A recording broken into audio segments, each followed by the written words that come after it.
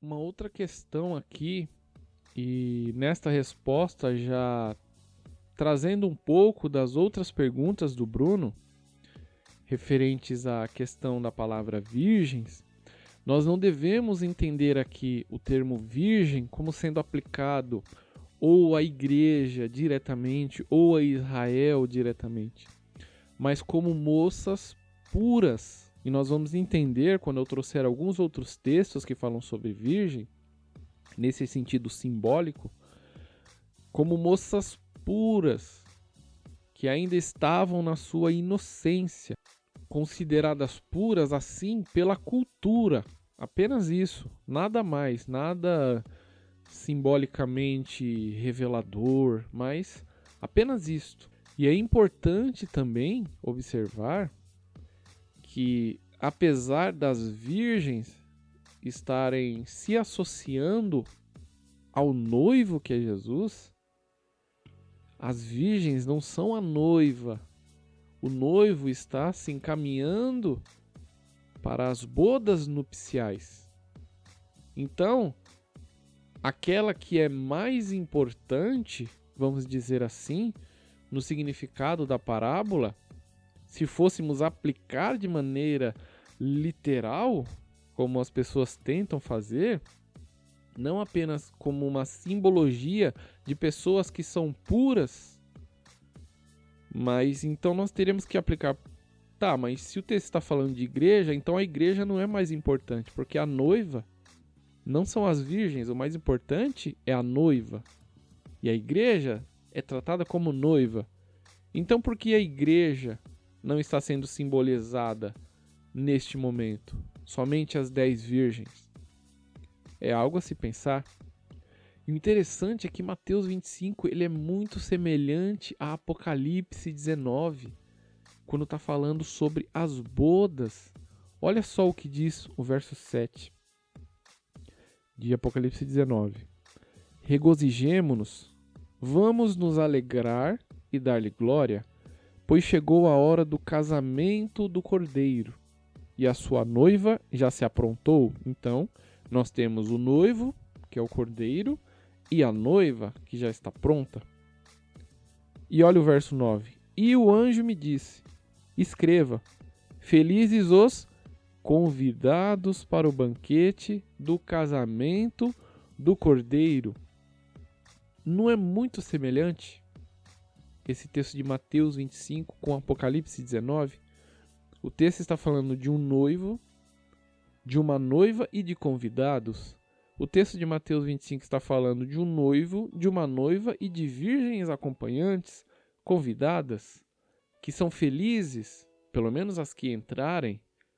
Aquelas que não entrarem serão tristes porque não entraram.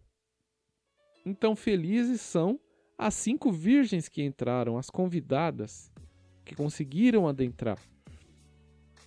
E olhando no contexto, se nós formos olhar Mateus 25 e Apocalipse 19, se nós olharmos aquilo que estava sendo dito no contexto anterior, em Mateus 24 nós veremos a aplicação da grande tribulação, a citação dos judeus de Jerusalém.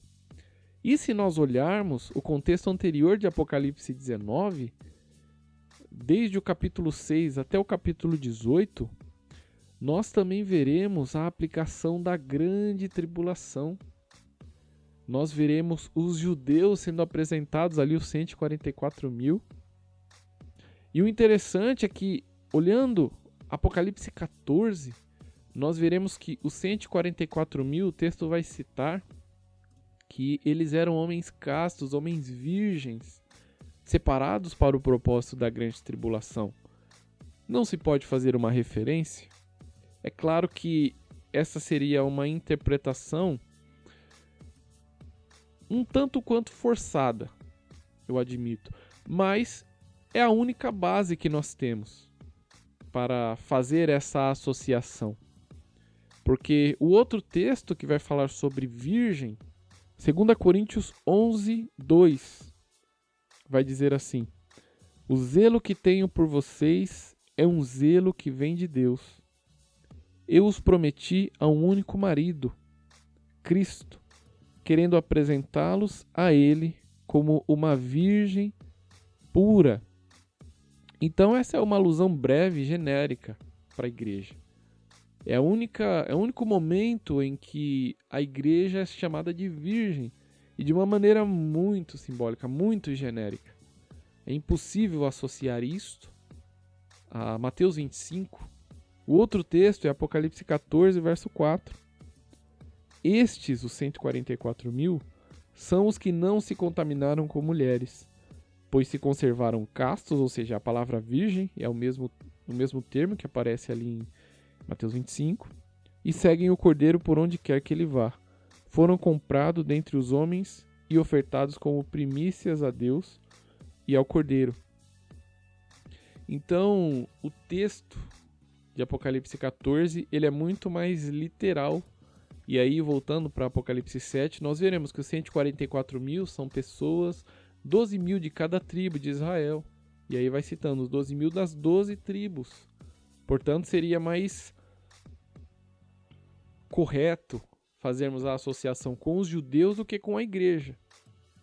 Porque são termos muito genéricos e mesmo assim, mesmo podendo fazer essa associação, e aqui já respondendo as duas outras perguntas do Bruno, ainda assim seria incorreto fazer essa associação com Mateus 25. Por isso que eu acho muito mais coerente, muito mais prudente nós observarmos a palavra virgem de Mateus 25 apenas como um termo cultural para informar que eram pessoas que estavam se purificando.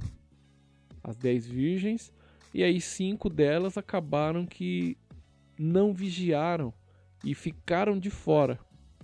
Portanto, é uma aplicação simplesmente comparativa. Por isso que Jesus vai dizer que é homoios, é semelhante. O reino dos céus é homoios, o reino do céu é semelhante. É apenas uma comparação cultural.